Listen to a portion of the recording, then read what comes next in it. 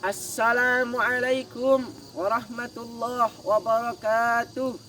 Yang jawab salam saya doakan mudah-mudahan hidupnya semakin berkah, semakin istiqomah melaksanakan ibadah wajib maupun sunnah. Yang jomblo saya doakan mudah-mudahan segera menikah, dan yang sudah menikah saya doakan syukur-syukur istrinya bisa tambah, amin ya Allah ya rabbal alamin.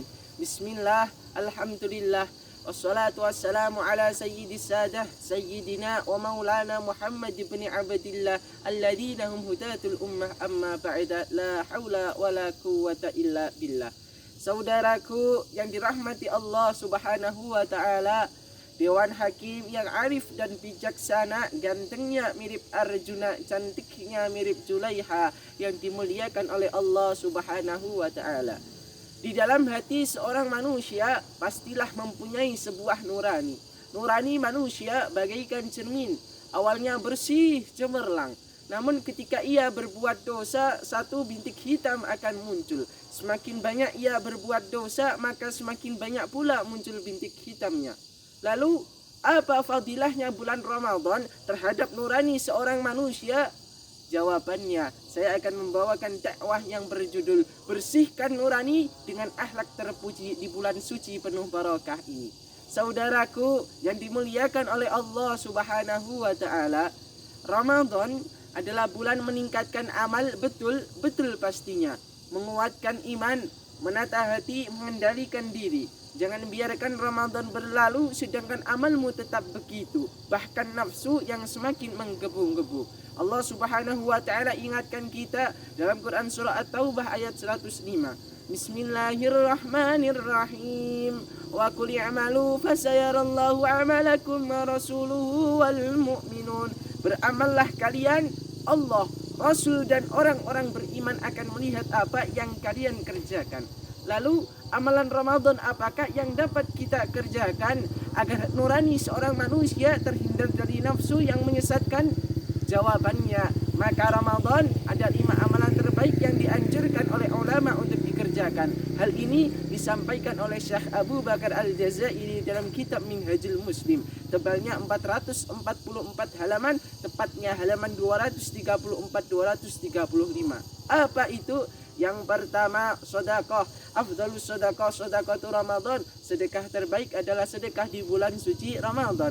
Maka Ramadan banyakin sedekah emas, cincin, gelang, rumah, tanah, sawah, sertifikat mantan pacar, sedekahin semua kalau ada. Kalaupun tidak, idkhalus surur fi qulubil mu'min, memberikan rasa gembira kepada orang lain adalah sedekah. Yang kedua, wa qiyamul lail, menghidupkan malam Ramadan. Apa kata Rasulullah? Man qama Ramadanan imanan wa ihtisaban ghufira lahu ma taqaddama min dhanbi. Orang yang menghidupkan malam Ramadan dengan iman dan ikhlas kepada Allah, maka Allah akan ampuni dosanya yang telah lalu. Mau Allah ampuni dosa kita yang telah lalu? Kalau pengen Allah ampuni dosa kita yang telah lalu, siang hari kita puasa, malamnya bersimpuh sujud berlinang air mata, insya Allah.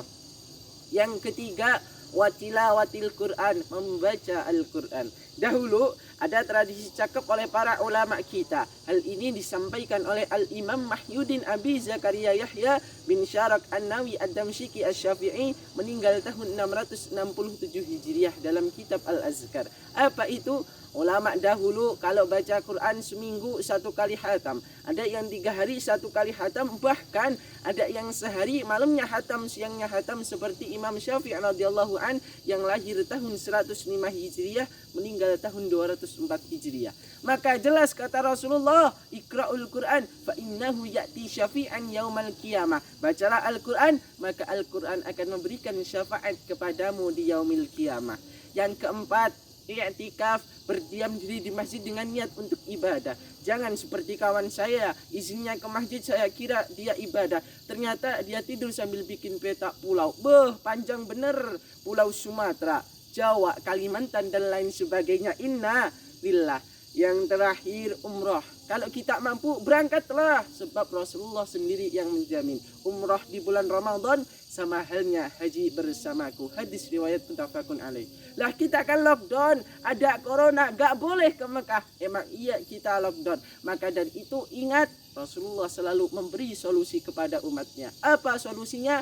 Orang yang sholat subuh berjamaah, kemudian duduk sejenak berzikir kepada Allah sampai terbitnya matahari, lalu sholat sunnah 2 rakaat yang disebut dengan sholat sunnatul Isra, maka sama pahalanya dengan pahala haji dan umrah.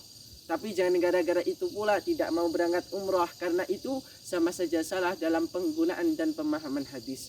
Saudaraku yang dimuliakan oleh Allah Subhanahu wa Ta'ala, dengan menjalankan salah satu dari 5 amalan tadi, insya Allah nurani manusia akan terhindar dari nafsu yang menyesatkan, bahkan perbuatan keji dan mungkar. Sehingga kedekatan kita kepada Allah di bulan Ramadan semakin dekat, sehingga kita akan mendapatkan barokah bulan suci Ramadan, bulan ampunan penuh nikmat. Demikian yang dapat saya sampaikan, kurang lebihnya mohon dimaafkan.